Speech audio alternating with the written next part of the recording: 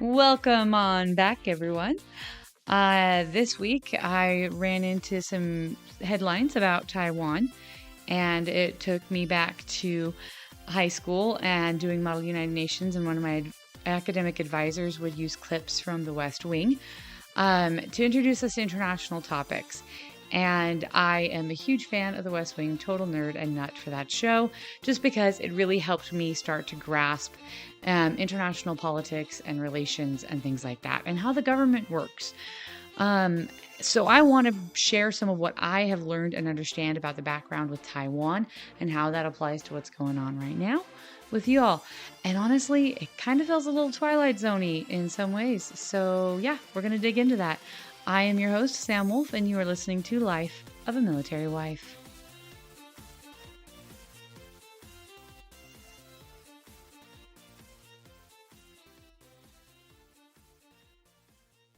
All right, breaking this all down. Again, like I said, with West Wing, there was a couple episodes in regards to Taiwan, and there's just a couple funny ones that I really enjoyed. And at one point, there's a mix-up um, with the Taiwanese flag and the flag of the People's Republic of China and the Republic of China.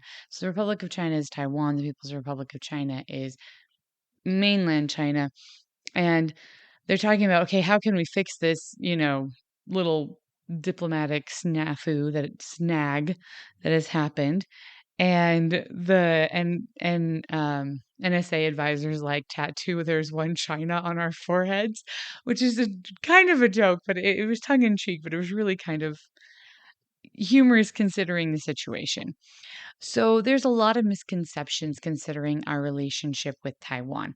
I know that initially I, along with many other people probably still, thought that we had a mutual defense treaty with Taiwan. And we may have at one point, but we no longer do. The current situation between us and Taiwan is outlined, and I did read this political document for you, sacrificed for you, so that you don't have to. Although, if you want to, feel free. But it's HR 2479. It's called the Taiwan Relations Act. It was passed in 1979 in the 96th Congress and by the um, House Foreign Affairs Committee. So, long story short, there's a lot of political ease in this, but basically, what it boils down to, we still recognize Taiwan as an independent entity, but we don't recognize it as an independent country. But it basically has all the rights and privileges of an independent country in the eyes of the United States, except for we don't call it that. Yeah. Um, Technically, we don't have any like we don't have an embassy there, but we still have a international, or like we still have a institute there that is diplomatic-esque. It's really like complicated, but what it does do is, and this is the important in in light of current events, this is the key points. The key points is it puts certain obligations and responsibilities on Congress to make sure different things are being upheld and maintained in regards to Taiwan. It also puts different obligations and responsibilities upon the President of the United States to inform Congress about changes in these different statuses and situations, economic, security, and all that otherwise in regards to Taiwan. And also enables and empowers the United States to provide Taiwan with the means to defend itself. Um, and those are all really key components considering what's going on right now. And you might be wondering, there's stuff going on? What's going on? Well, ever since, and this is quoting the mayor of Taipei, the capital of Taiwan. Ever since the start of the hostilities between Russia and Ukraine, China has started began to impede upon their airspace more and more and harass the Taiwanese in their airspace. They've become a lot more aggressive. And this only became this intensified significantly when Speaker of the House Nancy Pelosi indicated her desire to visit Taiwan and assess what's going on there, which she is completely empowered by this treaty, the act, sorry, not treaty, act to do, act of Congress. And she's getting pushback for it. And now I'm going to just level with you 100%. I do not always see, or I do not always have the same perspective as Nancy Pelosi on political topics. There is quite a bit of agree to disagree, in my opinion, when it comes to different things. However, this is one of those ones in which I'm like, dude, girl, you got this right. You totally, yeah, you're on the right track here. She is a huge proponent of Taiwan, defender of Taiwan, and Taiwan being able to defend itself. She's not a huge fan of the situation with China wanting to claim Taiwan. And I completely back that. That is actually has a lot of bipartisan support. So I was rather surprised when considering what the White House and President Biden's statement previously about how we will help defend and protect Taiwan if it gets attacked, his statement about that. And then when Nancy Pelosi announced this trip, he's like, oh, I don't think it's a good idea. The military doesn't think it's a good idea. I'm sitting there going, what? Huh? Like, it just doesn't I'm a little shocked about the lack of support from the White House on this one, which is why I said that was a little Twilight Zoney.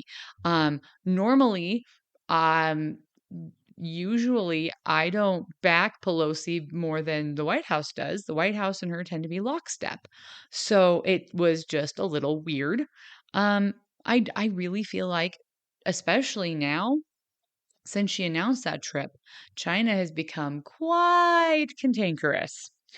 I'm trying to be as diplomatic as possible, but basically they're unhappy. They got their knickers in a knot over this one. And they're basically saying she shouldn't do that, and that's aggression. And, well, okay, what's their exact phrasing so I don't take them out of context? Here, I will quote Beijing directly because, that makes everything better, right? Right. Not really, but still. Um, Let me find the direct quote from Beijing. Uh, Yep, they've stepped up their military actions. Yeah, they're not too happy with that. Where is it? Okay, I'm fine. I will find this quote. I will find the quote. I found the quote from the Taipei mayor.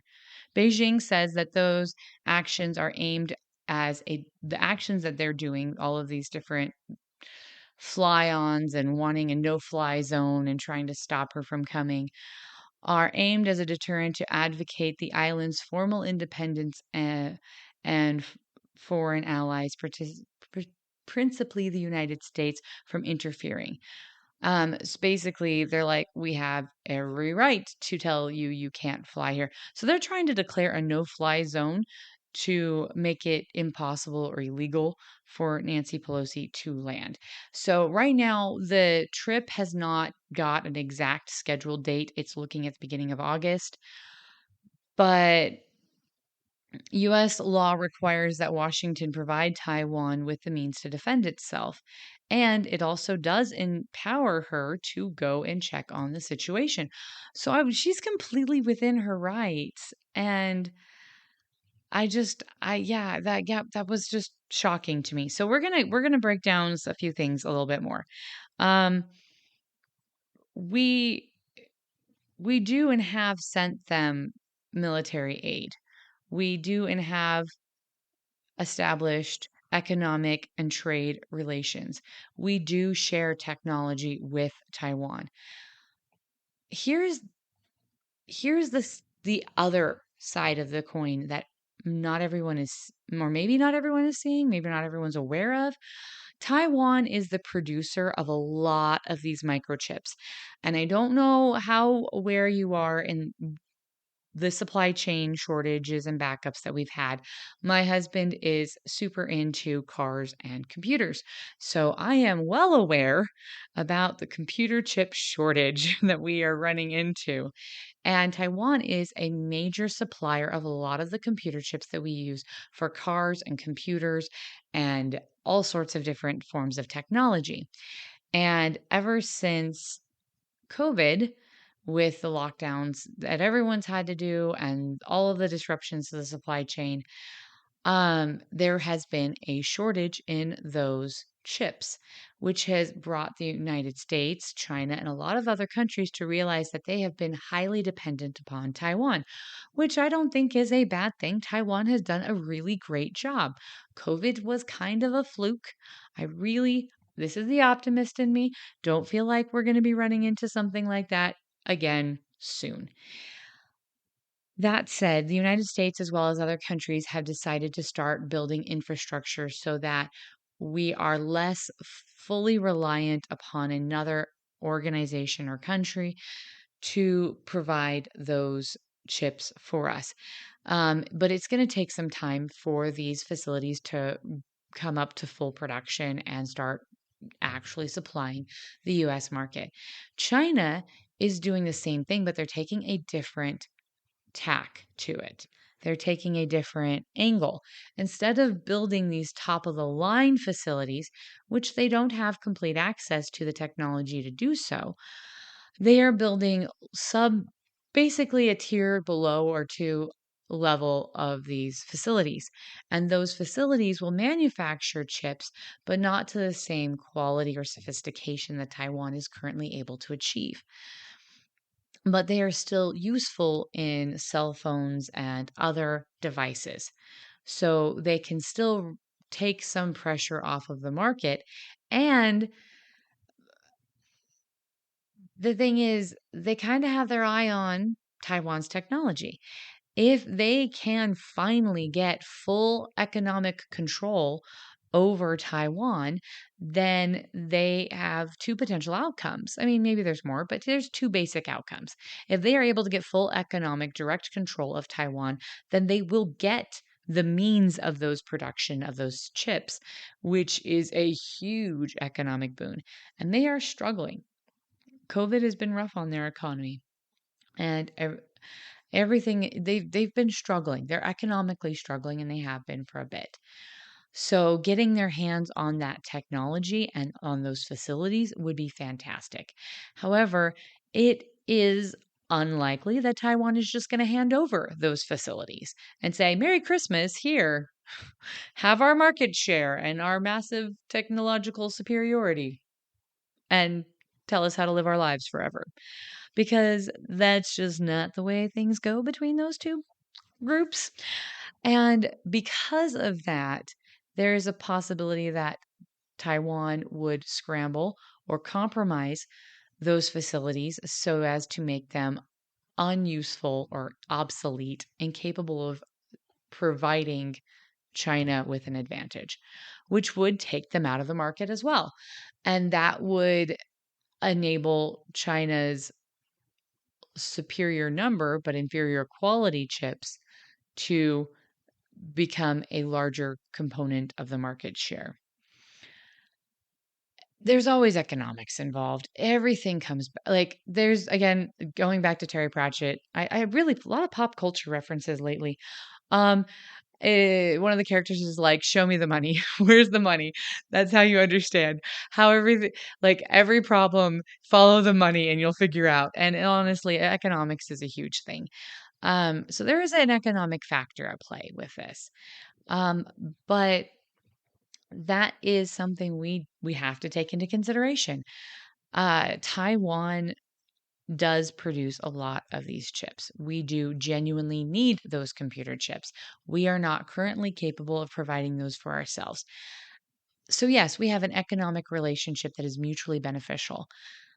Also, we have a moral obligation because we have made this agreement to aid them in defending themselves to make sure that they're able to do that.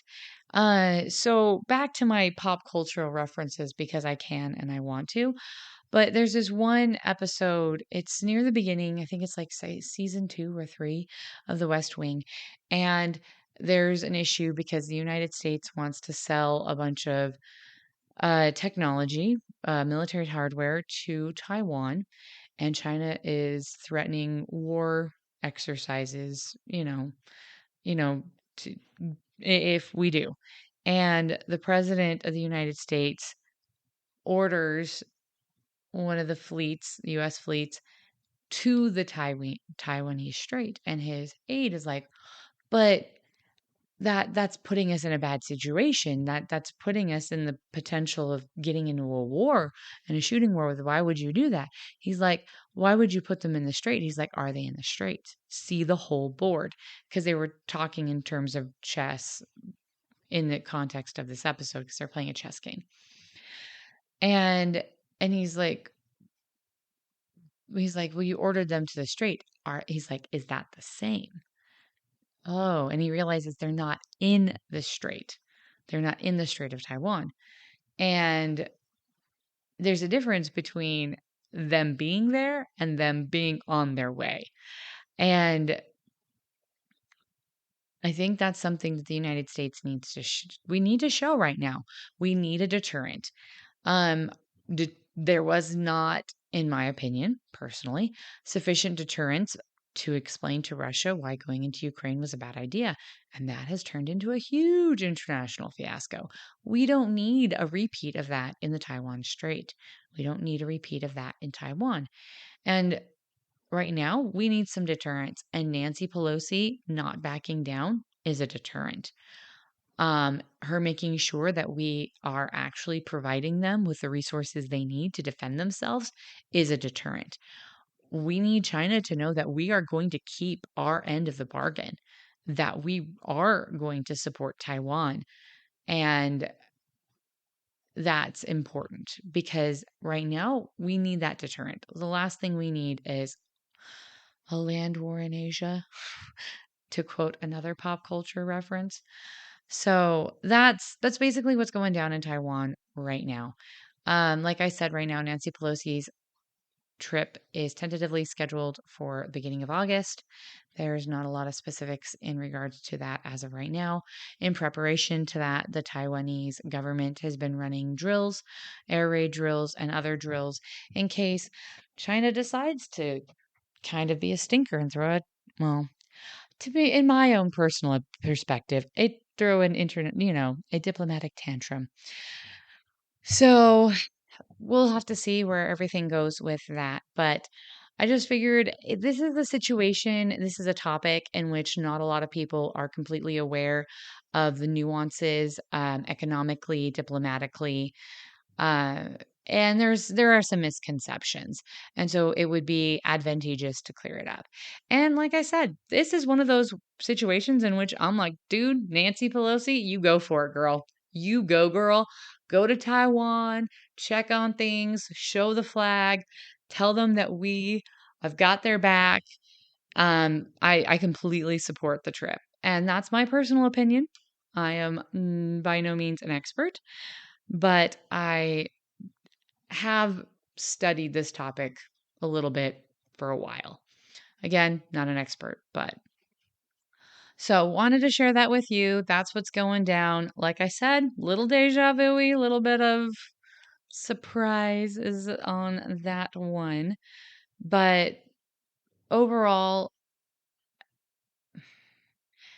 our relationship with Taiwan has been mutually beneficial for a long time, and it would be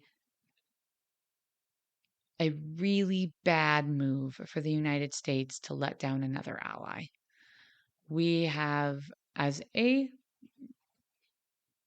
country, in regards to foreign relations in the last year and a half or so, eh, B minus at best. We got to get this one right. We got to get this one right. we need to knock it out of the park. So, you've been listening to Life of a Military Wife, and I am your host, Sam Wolf.